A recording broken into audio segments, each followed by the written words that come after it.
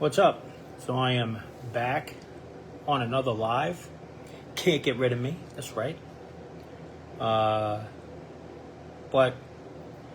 before I jump in to today, I was on Instagram earlier today, and I came across something that just got me thinking. And I don't know. I'll put it out there, and maybe you have your own thoughts on it. Maybe I might shed some awareness in an area that maybe you're just not completely sure about. But anyway, it was, I believe, a wife and a mom who's recording her husband and the three kids standing at a doorway facing her. And she asks these questions. And every time the question is, let's say, a true, you take one step forward.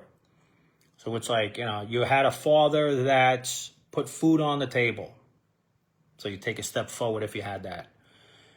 You had a father who taught you how to drive. Take a step forward if you had that.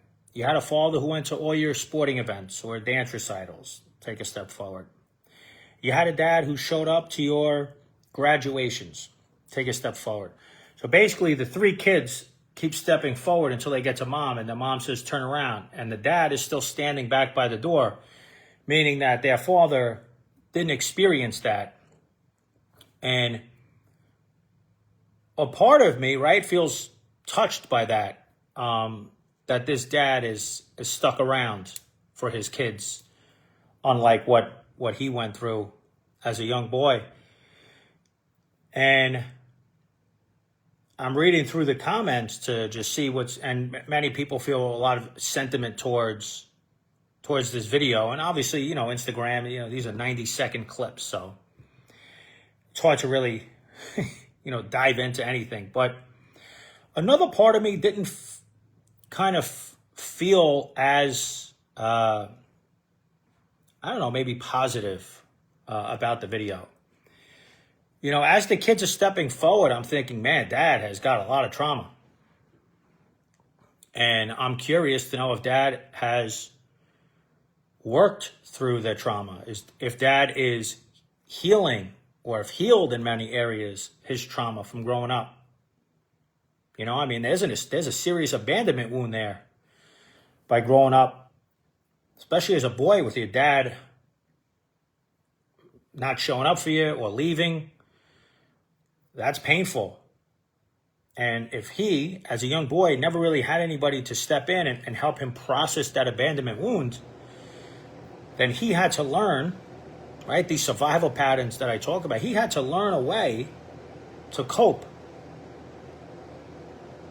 to deal with that. Again, another core wound, rejection.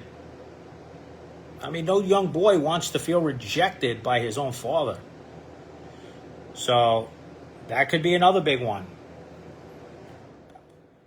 Shame. Right? Kids will grow up with shame when dad is just, not even physically there, let alone emotionally available. And these are deep wounds. Fear, right? Who helped that dad when he was a young boy process his fear? Show him what healing looks like. So that's what comes up for me when I see a video like that is, man, if dad hasn't really done a lot of work, he's passed a lot of that off to his own children. And it's not to knock dad. Dad did stick around. And it seems, mom or the wife is the one videoing, so maybe they are showing that they're still married.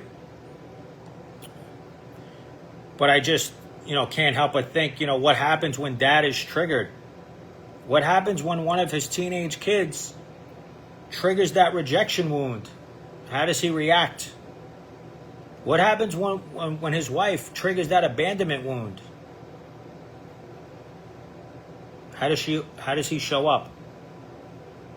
Is he still getting triggered and parenting or showing up as a husband out of the survival roles that he learned many years ago that helped him through his own fatherless upbringing? So I know that's pretty deep, but I don't know, that's where I'm at. And I just felt a little moved right now to share that with you. You know, like when his kids were younger and they were crying or having a temper tantrum or not listening to him. You know, how did he respond to them in those moments?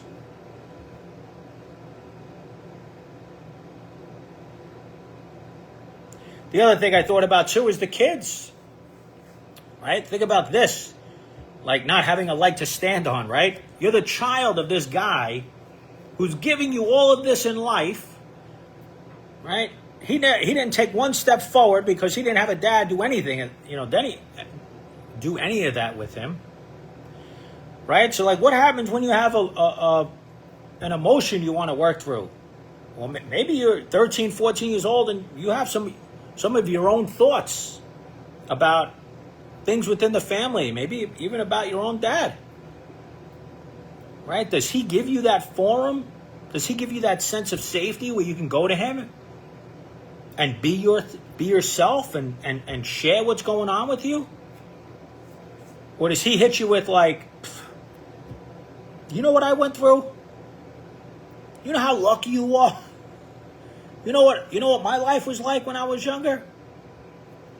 So I know this is pretty deep, but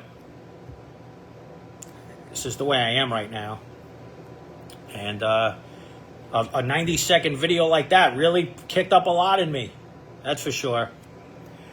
So maybe somebody out there can relate. I tried to paint the picture of the story that I saw. And maybe even some of you have seen it before and you got very, you know, sympathetic towards the dad and things like that, which I get. But man, it was a lot there for my imagination. And I don't know, maybe this is the counselor in me, but I would really love to sit down with that family and give those kids a safe place to talk about what they have going on. Who knows? Maybe they'll tell me, Dad's great, and Dad has worked through a lot of his past, and Dad is breaking cycles, not just the physical act of staying present within the family, but he's also shown up mentally, emotionally, spiritually. Anyway, so I'm excited for the next couple of weeks. I created 7 topics that I want to go over because I feel like every week I've been bringing up almost like what the problem is, or survival mode, survival patterns, you know, people pleasing. I talked about triggers, things like that, inner critic. I wanted to give you guys a little insight into healing. Like, you know, a lot of people do come to me and they're like, yeah, okay, I identify with having issues. Like, let's go. Like, fix them. Like, let's get to work here. And so it just had me thinking that I think it would be a good time to share about what healing is, right? Healing for me is a powerful word. I actually love it. You know, becoming more conscious, transformation, those are all good words. I really, healing just does something for me. You know, meaning we are trying to become whole.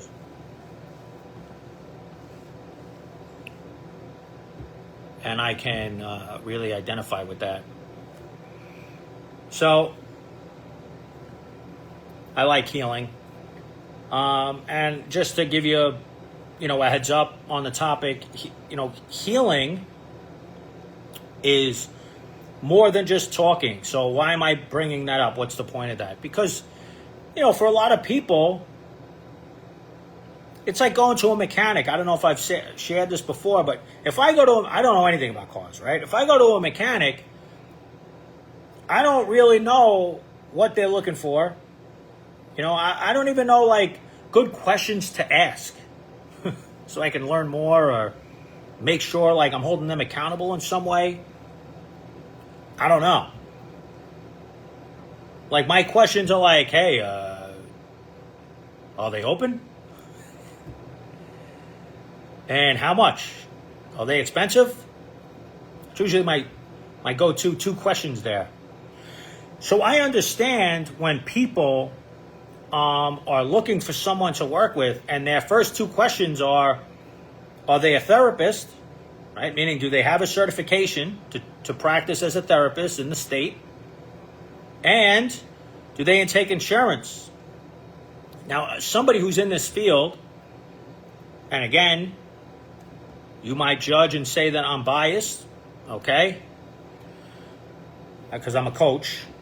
I don't think those are the 2 best questions to ask.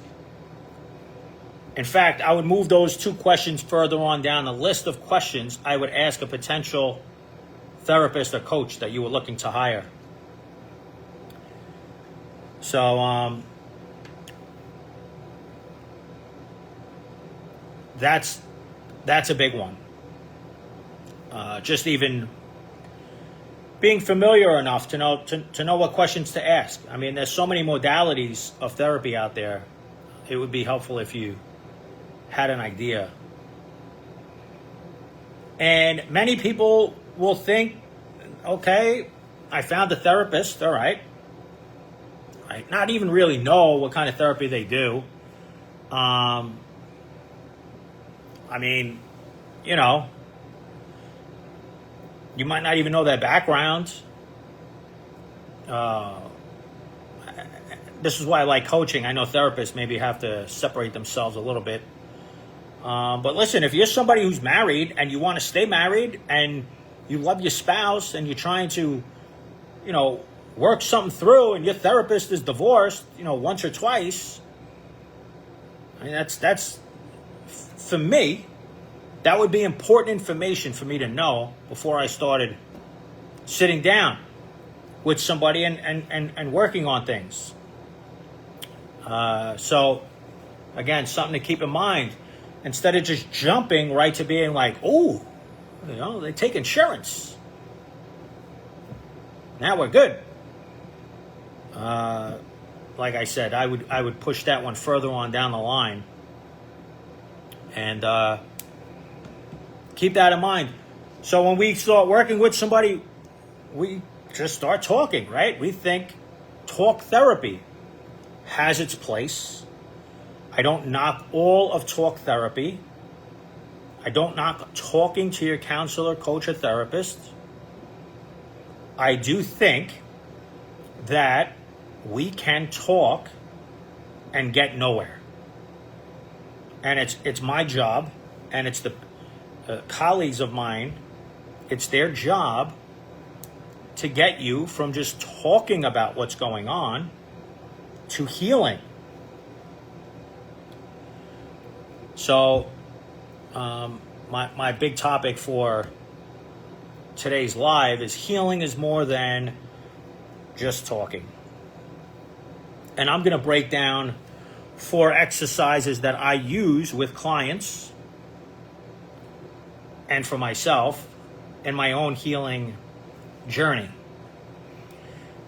And like I said, I know you could talk to people, you could talk to a therapist for 10 years, and you can feel really good with them, and you can consider them a friend, and not heal any of what I'm talking about. In fact, I have told people to go to a therapist, get some work done there, and then come to me. Because I know the work that I do runs very deep. And so sometimes I need people to go to a therapist first. And yes, even though I'm a coach, I would say go to a therapist first, get some work done there, right? Build a foundation, build some awareness, and then Now, I'm not saying everybody needs to do that.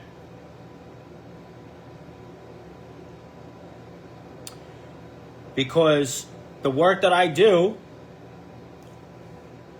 and I'm truthful in what I do as a coach, is going to really make people want to hire me, or it's going to make people feel really good about hiring me, which is great. But then there's people that's like, I don't really like what this guy has to say. I don't really understand this guy. I don't believe, the same way this guy does. So he's not the right fit for me. All is good, right? In fact, me being honest, I want that. I want you to understand if I'm going to be a good fit for you. Because number one, I enjoy working with people. I'm looking for a good fit myself. I don't want somebody that shows up when they feel like it. I don't, that's not how I got it.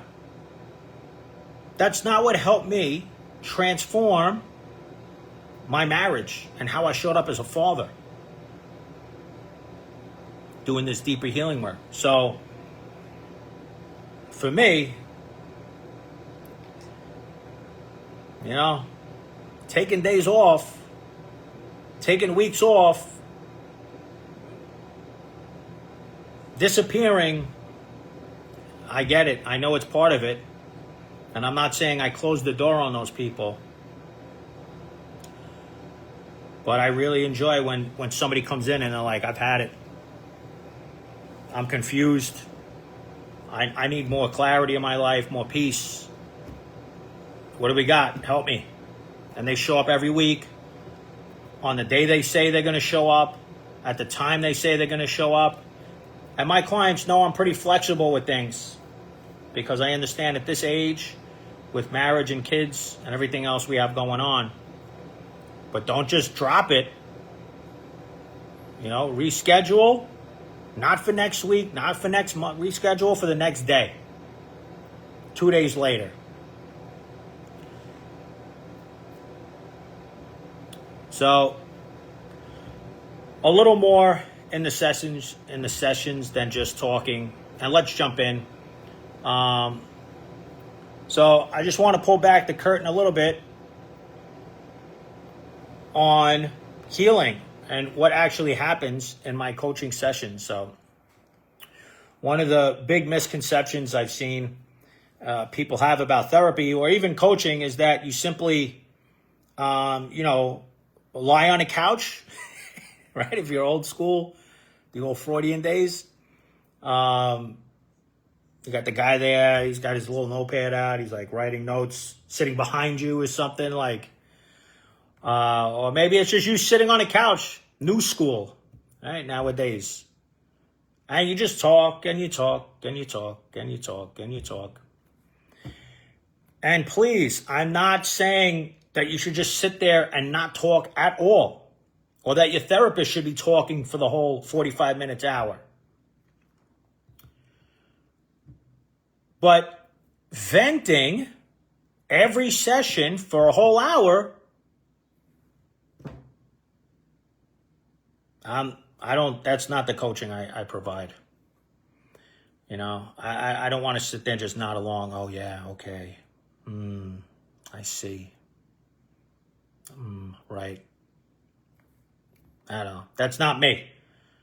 So, and like I said, maybe some people are looking for that. And that's totally okay. The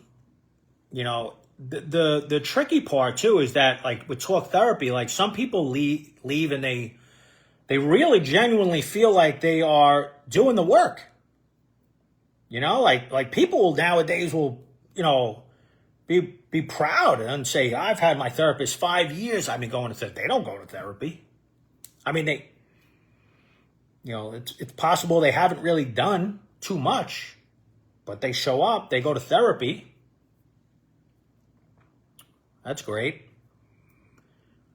And I know this might sound a little Oh, what's he talking about? Like, don't go to therapy? Again, not what I'm saying. But just because you go to therapy and sit in front of a therapist and talk for an hour doesn't mean you're healing. The other confusing part is that some people start learning. And they walk out of therapy and they're like, wow, this is amazing. Like, I've learned stuff I didn't know about. And that's part of it.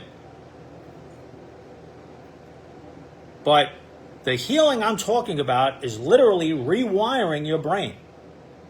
So, just learning, that's not powerful enough to do that. So insight alone, just by itself doesn't change deeply ingrained survival patterns that you have. That's what I'm trying to say here. So keep that in mind. Riding a bike, reading books, watching YouTube videos.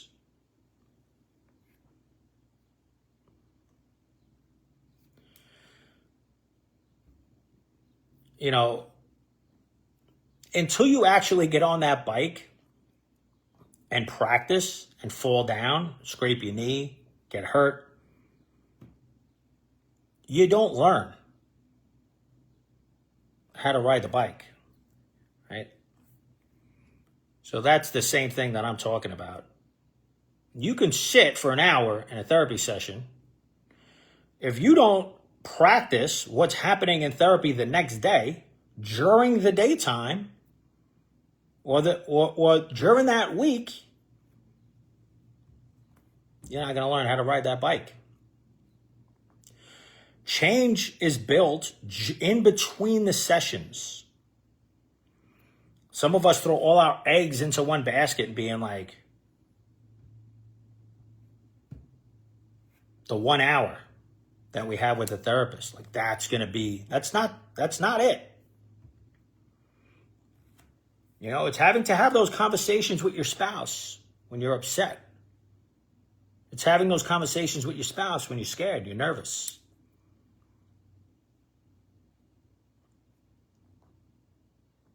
It's calming down before you interact with your child that is dysregulated and needs help. That's the practice. That's not how, that's what happens in between the sessions. So, talking sometimes doesn't get that far. And that's what healing is. We aren't just changing our thoughts. We're helping your mind, your body, your emotions, relationships. And in my work, your spiritual life operate differently. So that's why I use exercises. I got 4 here. I'll go over 4. Obviously, there's a lot more, but I just wanted to go over the 4 that are helpful. They might even help you right now if you're listening or looking for something.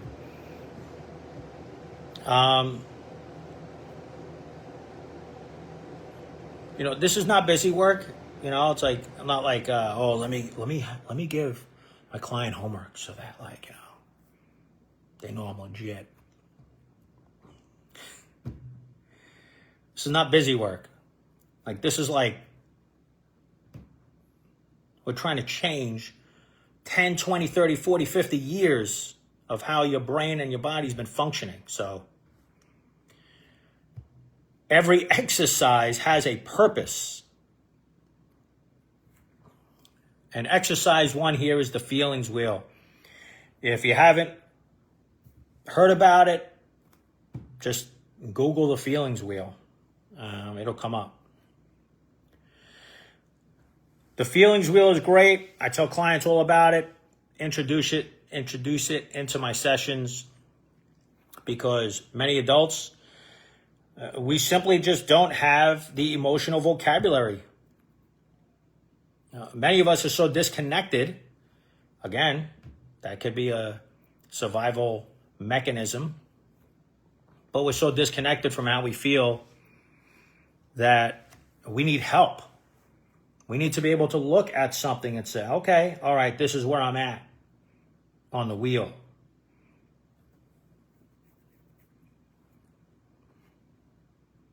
I could say, how are you feeling today?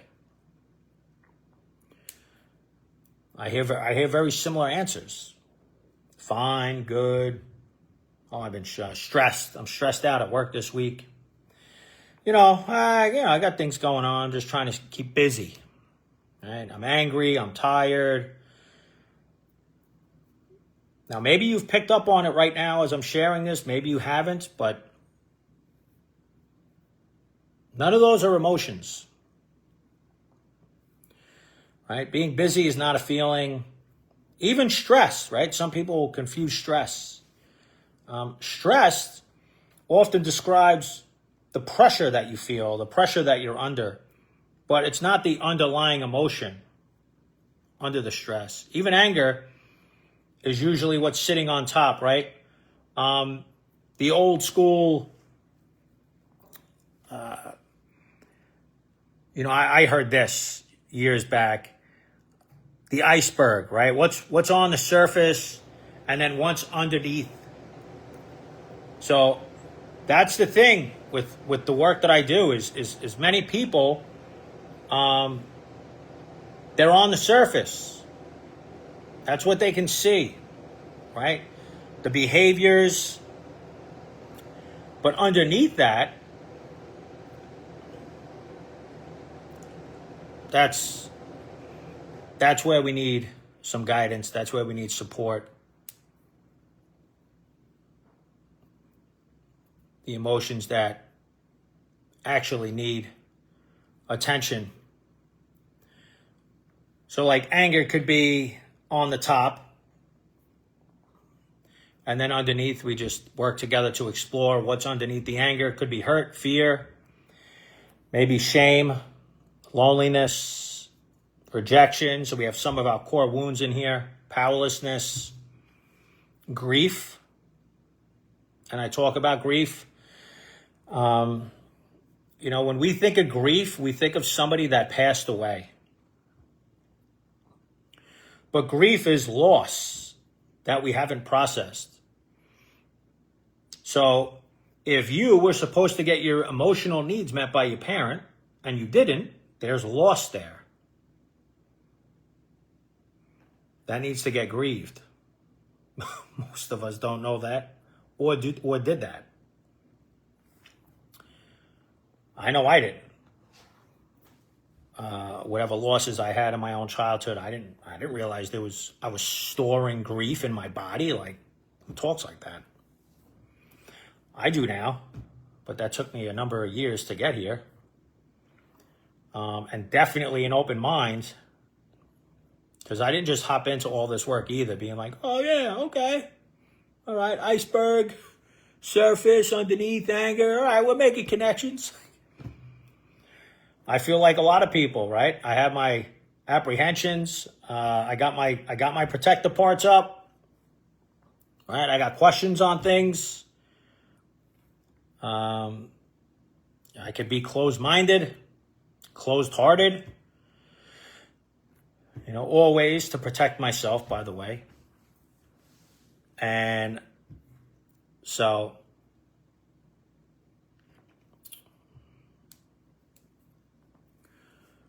I get it that it just some of this stuff just doesn't come out naturally, which is totally okay.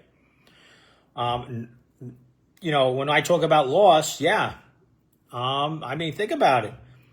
When I start helping clients through this process and they start healing, they look back and it's like, I'm pissed. It's like my childhood could have been so different. And again, what's next to or underneath being pissed off is that sense of hurt, that sadness. Like, man, I let fear just ran my teenage years. Like, I'm not going to get that time back.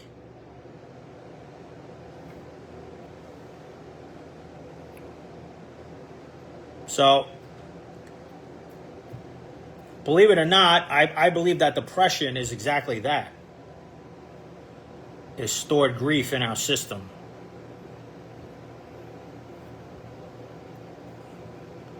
All right, so many of us grew up in homes where emotions weren't dealt with, weren't welcomed, were shut down. Maybe your parents were, I don't know, overwhelmed. Maybe both of them are working, maybe working 2 jobs. Who knows? Maybe they got sick parents. Maybe they have other kids. Maybe they have a lot of kids. Maybe one of the kids is problematic. I don't know. This is stuff that we explore. Right? Maybe they grew up where their emotional world wasn't validated or understood or appreciated. So they don't really see. Right? They dismiss your emotions as a kid. No, maybe it's like stop crying, or oh, my kid's very sensitive. Things like you'll be fine. Stop being dramatic, or maybe maybe nobody just asks, how do you feel? So again, we have to develop ways our brain adapts to all of this, and for a long time it works. Our brain adapts to our environment, our childhood, all these developmental stages that we go through, and it adapts. We survive our childhood, we grow up, we become a teenager, young adult, adulthood, and it starts to backfire. That's when people start realizing this could be connected to their childhood. It's hard to see. So, in your childhood, maybe instead of feeling, you just learn to just overachieve, right? Just be smart in school or something. Get good grades. Maybe just isolate in your room. Or be the nice kid. I talked about this before, right? Just be a nice boy. Just be a good kid, right? Meanwhile, I have a whole personality. I have these different parts of me that need the space and the safety to come through.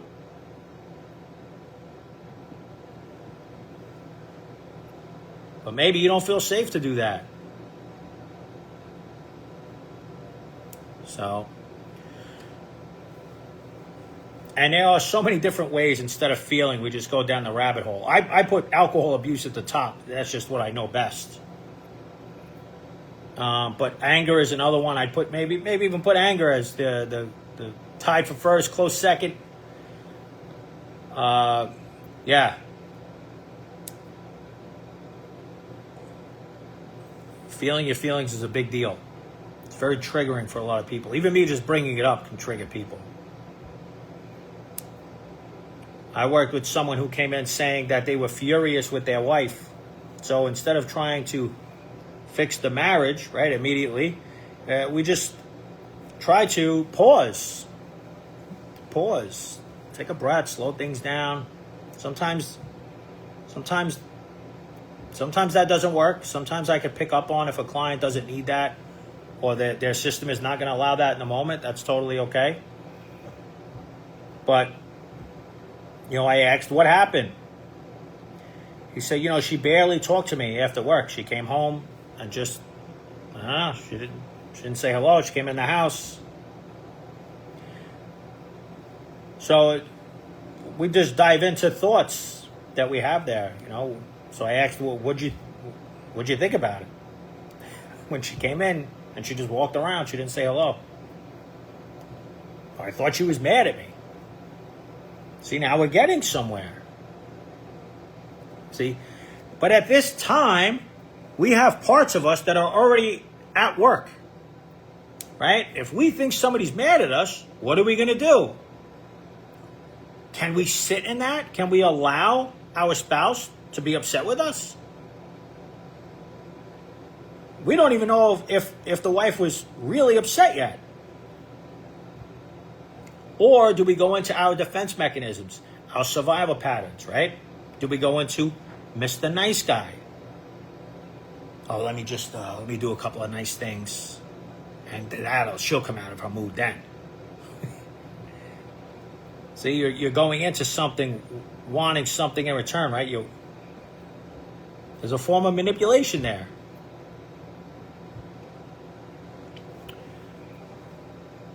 Same thing with getting angry, right?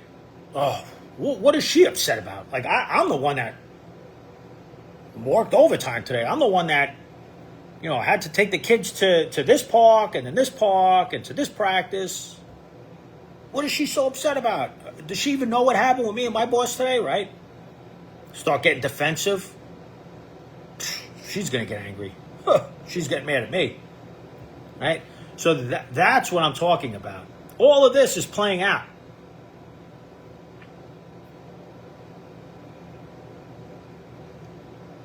But there's the iceberg, right? So all we see is our wife on the surface. She didn't say hello to us. She came in pretty quiet. We have no idea what's happening underneath. That's my job to help out with. But maybe it is touching on some of your core wounds. Maybe it is touching on things from your past that you haven't resolved yet. If you have an old rejection wound, and your wife comes in and starts doing that, that might trigger that. There's a good possibility. If you have fear of abandonment because you have an abandonment wound, and you were happy to see your wife and you're excited for her to come home and that could trigger. But this is what's so hard about what I'm talking about, right? Because so many of us in that moment are just living out of those survival patterns. We're just getting angry. We're going to go drinking. We just shut down. Right? We get more angry than she is, even though we don't even know she's angry. We have all these thoughts in our mind going on.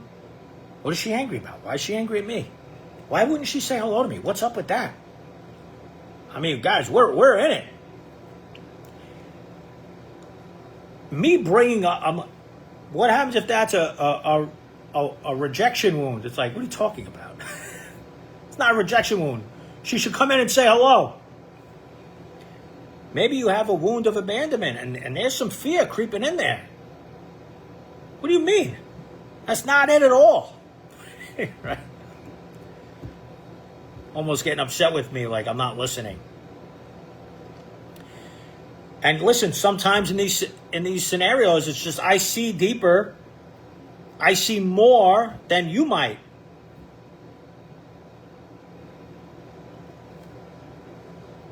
And so it's hard to wrap your head around that, right? There involves some trust with me in that too, right? Well, Jared must see something deeper here that I'm not seeing right now. Okay, all right. Maybe I don't see it today, but maybe as we keep doing this work, I'll become more aware. All right, it'll make more sense. That's what'll happen. But we got to stick with the process. So for my client, fear of not being enough was one that popped up. And his anger wasn't, it was really just there to try to protect him from, more vulnerable emotions. And I talked about vulnerability in a previous live, right? Like, imagine he just went to his wife and he said, listen, I don't know. What's going on? I was hoping when you came in, you didn't say hello. I had a good day. I was hoping maybe we would order some good food out. Maybe get the kids, go out for ice cream after dinner. And I don't know. I felt a little like hurt. Or, I don't know.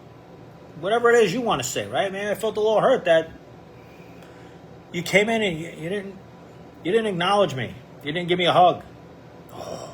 Oh, come on. What kind of man are you? Oh. Sorry, I have to have some fun with this because I'm speaking into the phone by myself here. So, and this is a big part of my personality is having some fun and humor. And you might even realize that is also a big part of your personality one day too, as you start to heal, that you love humor, you enjoy laughing, you really get a lot out of making people laugh. So anyway, imagine that. Imagine the guy just sharing, hey, I just feel sad. Now, don't get me wrong. You need a spouse to help you out with that, you know? Like, if your spouse turns around and is like, what are you doing? What kind of man are you? You're not gonna feel too safe to want to open up. So, it goes both ways, that's for sure. But that's what you're hoping, is that both people can be honest. Hey, I'm feeling a little rejected right now. I don't know. You came in, you didn't even say hello. Like, what's up? And then you're hoping she can be honest. I don't know. Something you did early this morning really annoyed me and it bothered me, and I just haven't, I haven't let it go. Or maybe it's just, I don't know. I was excited to come home, but then I got caught in traffic and it's just so hot out. I don't know. I'm just annoyed. Right?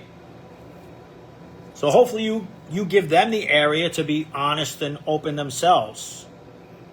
See, everything I'm talking about there is connection and understanding. There's a sense of trust and safety with each other. That's a beautiful thing in a marriage. So, one thing is we can't heal emotions that we're not aware of. So we work on the awareness. That's a big one. And the feelings wheel is going to play a part in that. And there's 3 tiers in the feelings wheel. Gets more specific as to what you're actually feeling. But that's something, if you want to get more in tune with your feelings. And by the way, you getting more in tune with your feelings opens the door, opens your heart for a lot of understanding and compassion for how other people feel. So I view it as a win-win. Exercise number 2, outside or next up from the feelings wheel, is just a simple sentence that you can start writing out and practicing. So it goes, I feel blank, use the feelings wheel, when blank, and then state why, because, and then you finish with what you need. So I give my clients a list of needs that we all need, met. A lot of them, especially with emotional neglect, they aren't met. So, security and safety and attention, affection, love, worth, belonging, purpose. Anyway, this is another practice you can do in the session, but also in between, right? If you start to get jarred in any way, you're triggered, your thoughts are starting to go, sit down with a notebook, start writing this stuff out. Don't be perfect with it. Don't worry about it. There's no right or wrong in this either.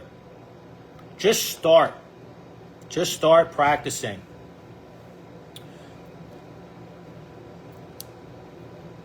So instead of reacting automatically, that's what we're trying to do with these sentences, is just to help ourselves out, right? Begin understanding ourselves a little bit more, right? So it's I feel blank when blank, because blank, I need blank. So let's go through an example so that we can further understand this. I feel anxious, nervous, frightened, scared when my boss emails me, because I immediately assume I'm in trouble. They need to speak with me. I messed something up. What do I need in that moment?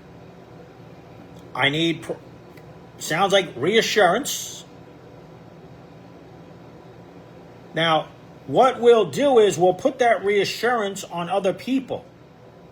Sometimes that's okay. They call that co-regulating. Sometimes we got to be careful on who we go to, because they're human. They might not be picking up on that we need reassurance. Maybe if you have a really good relationship with your boss, and you feel some safety there, you could even ask them, hey, next time that email was kind of vague, I don't know, I took it like maybe you were mad at me. Could next time in the email you just write like, I don't know, not like I'm not in trouble. You know, I understand we still want to respect ourselves and have people respect us as adults, but give that sense of reassurance. But in inner child and parts work, we're actually going to do that ourselves. So we're going to give that reassurance to that younger part of us that in that moment is feeling that anxiousness. And maybe, right, we check in with our body too, right? Maybe you're starting to feel like palms sweaty, right? Maybe you're like, heart starts racing a little bit, or maybe your stomach got a little queasy with the email. All right, you're looking for more clarity. And again, safety goes a long way. Another example is, I feel angry. When my kid, my teenager, ignores me because I interpret it as disrespect.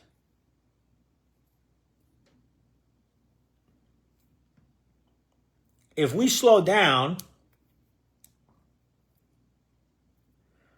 what's underneath the anger?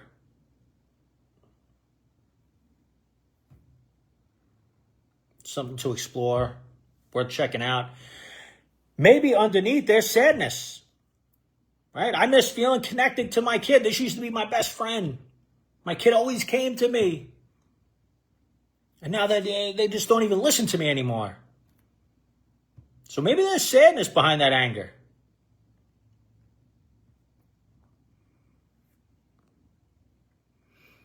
Maybe it's triggering something deep within you too, such as like, you know, feeling like you're not doing your best job, or failing as a parent.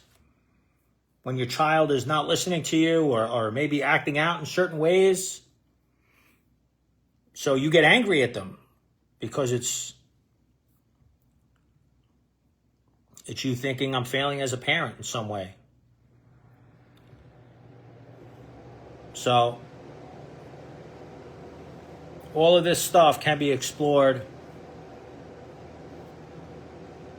And it's absolutely worth exploring. The anger could be protecting from just feeling those more vulnerable emotions, right? Like failure as a parent, or sadness. See, I don't believe that us as human beings having needs are weaknesses. Every human being has needs. Connection, safety. I went through a bunch before. Acceptance, respect, comfort,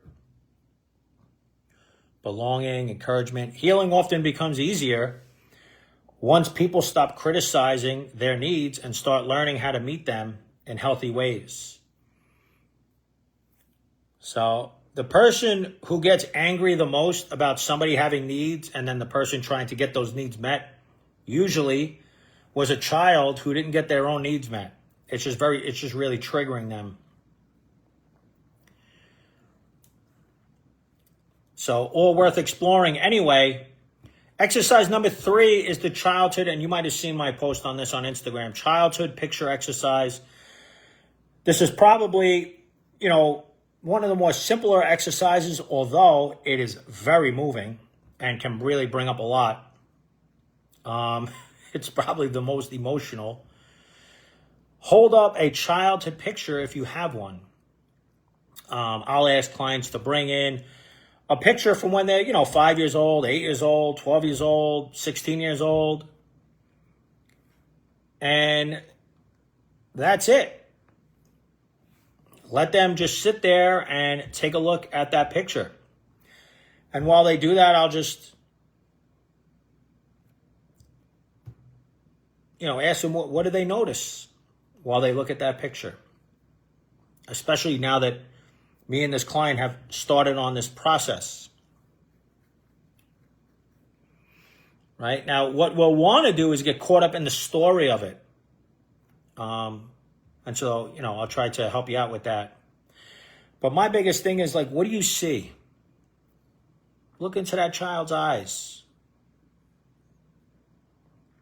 If that child was sitting in the chair next to you right now, what would he say? What would she say? Explain to me. I didn't know you as a child at all. What was this child like in this picture? What made this kid laugh? What did this kid enjoy? What was this child scared of? Who protected this kid in the house? What do you think that child needed that he or she didn't get? Did that child in the picture feel listened to, a part of the family, understood? And who comforted this child when they had a temper tantrum? When they got angry? When they were crying and screaming and upset? Who calmed them down?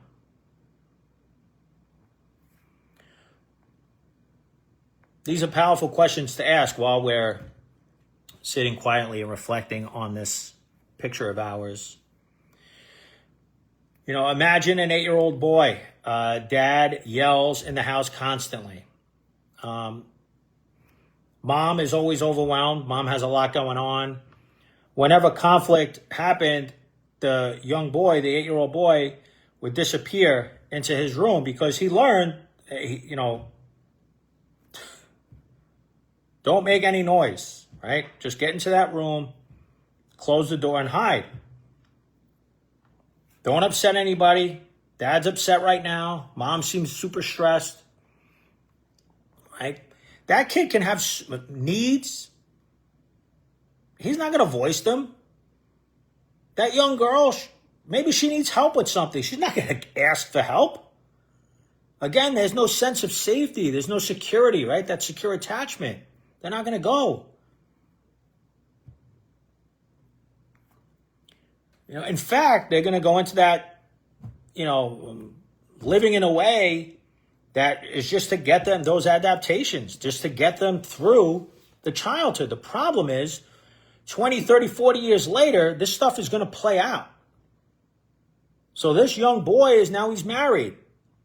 And his wife says to him, I wish you'd tell me what you're feeling. It would go a long way in our marriage if I just knew what was going on in your inner world. What's happening with you? Right? Now, maybe he shuts down the conversation. Maybe he gets angry. Who knows what part comes up for him to help him out of that situation. But he genuinely doesn't know. He can't. This was never modeled for him. He was never taught.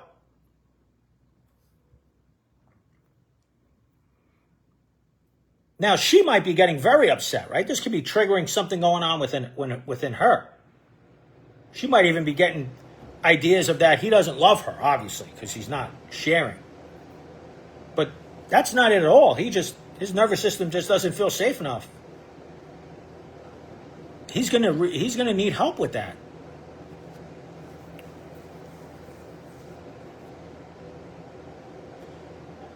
See, as the adult, this guy's showing up. Maybe he's shutting down. Maybe he's avoiding his wife. Maybe he has judgments on being more emotional with his wife, right? Not masculine, whatever the case is. I don't know. Maybe he's tough or something. I don't know. I've just learned that he's still trying to protect himself. That little boy is still there. So, and again, I say this a lot too. The goal is not about blaming parents all day, every day.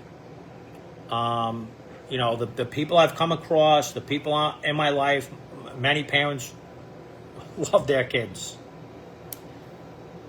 But many simply pass down what what they received, not knowing otherwise. Exercise 4, I'm going to finish up with this exercise, is a family tree. So I have my clients write out mom in one column, dad in another, and then mom's mom in one column, mom's dad in one column, and then we'll go over to dad's mom and dad's dad in another column. And we're going to explore what mental and emotional illnesses and disorders were going on inside the family. So I love this exercise, and I do this earlier on with clients because it shifts people from asking, like, what's wrong with me? Why can't I stop this? Why can't I just fix this? What's the matter with me? I get these consequences. Why do I keep doing what I'm doing? And it leads them to, where did these patterns begin? Right? They start understanding, man, I'm the third generation only on this paper. And I'm starting to see a lot here. In fact, between me and my parents and my grandparents, it's like, wow, there was a lot that needed to get worked through. So I start off with a lot is the alcohol. Alcohol abuse in the family. Was mom abusing alcohol? Was dad? Was mom's mom?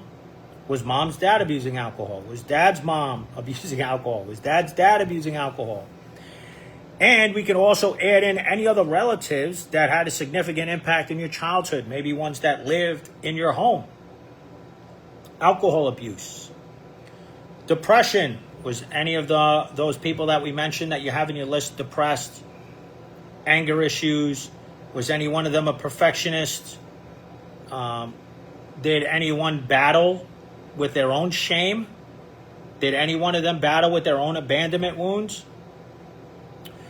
Was any of those parents or grandparents emotionally immature, emotionally unavailable, or emotionally avoidant? Right? Your family, you guys, that wasn't at the dinner table. You guys just genuinely didn't talk about what was going on in your inner world. That's just not what your family did. People pleasing. Did you have a mom or a dad, or was their parents a people pleaser? Were they, the saint of the family? What would we do without you? Right? They don't get their own needs met. They haven't practiced exercise number 2.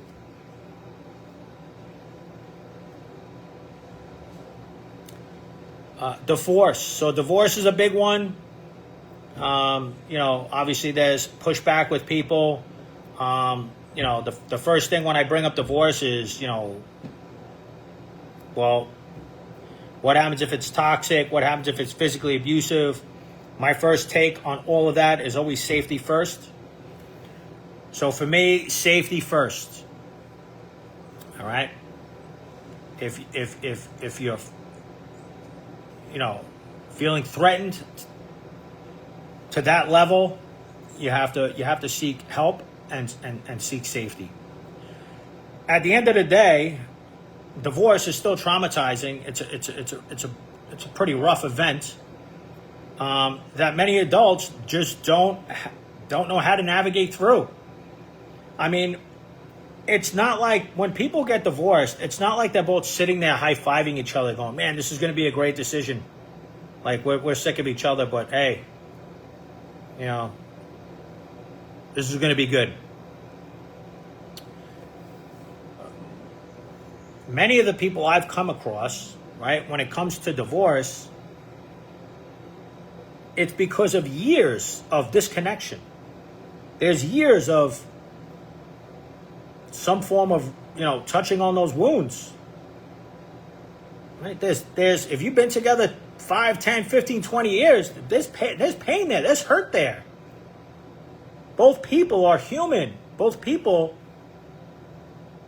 are unhealed. So they're absolutely going to hurt the person that they love. And if we have no support in that,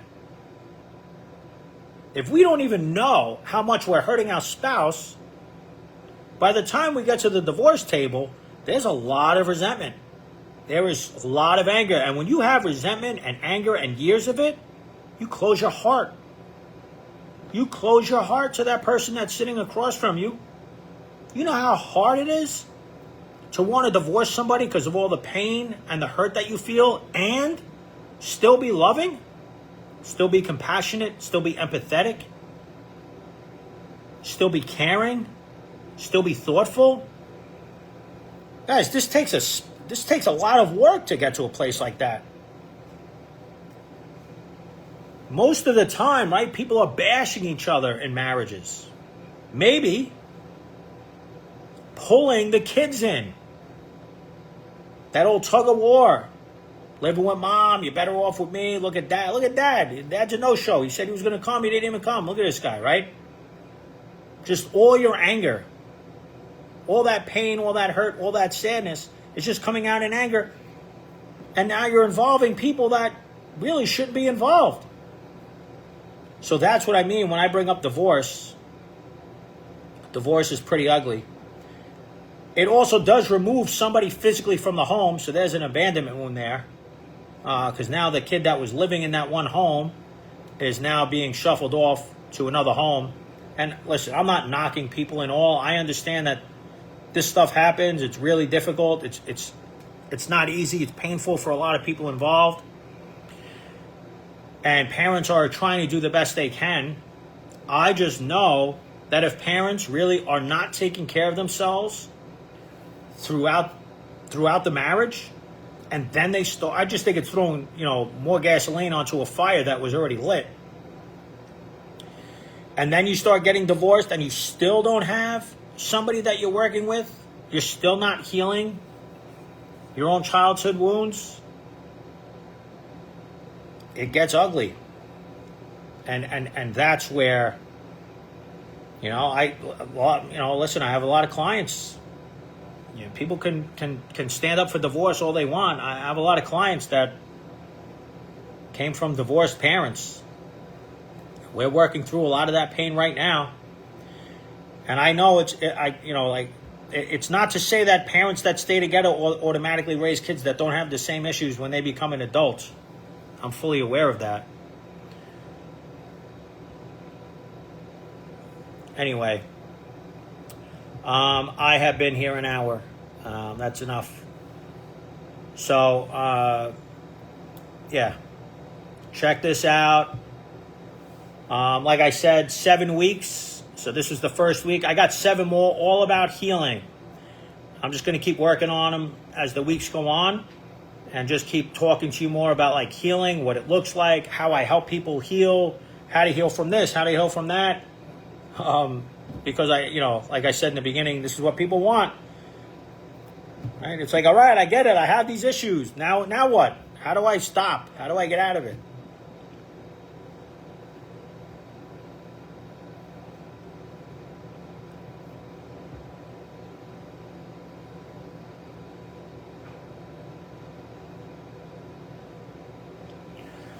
Also, go check out the YouTube page.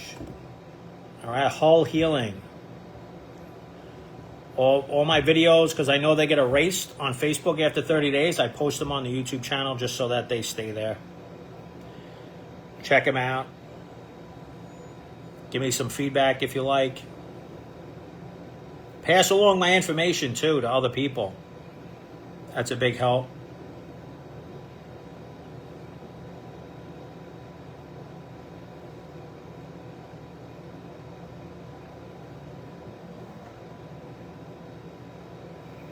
All right. See you next live.